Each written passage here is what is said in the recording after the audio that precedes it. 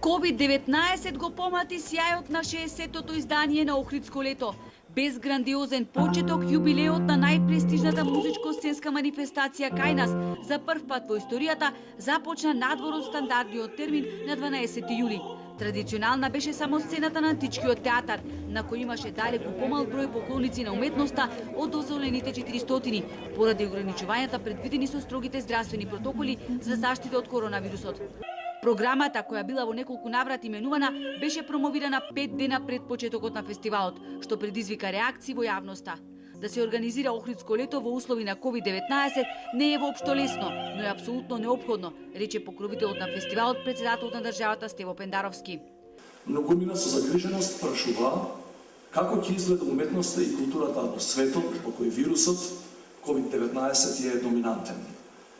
Историјата сведочи дека во кризни времиња културата не умира, напротив, раѓа поинакви формати за понатамошно обстојување. Во екот на сезоната покрај Охридско лето беа закажани многу други концерти и манифестации, чие одржување беше спречено, иако требаше да се одржат на отворените простори каде публиката треба да стои. До сега ги спречивме и во иднина ќе настојуваме тие да не се одржат, од причина што кога публиката стои е многу голема веројатноста да не се држи дистанца и де факто на лице место да излезете да видите, ќе видите дека не може да се држи дистанца. Денеска се откажаа концертите најавени за 7 и 8 август на стадионот Билјанин извори, бидејќи организаторите не гарантирале дека во целост ќе може да се придржуваат и да ги испочитуваат пропишаните протоколи.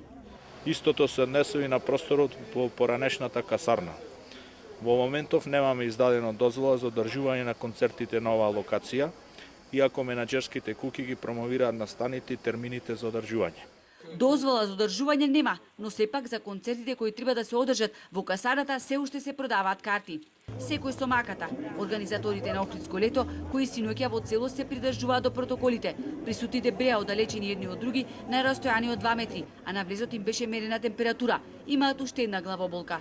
Целокупната програма предвидено е да се реализира на отворени сцени, но во услови на врнежливо време ќе треба настапите да се одржат на затворено, што ќе представува дополнителен проблем кога станува збор за почитување на протоколите.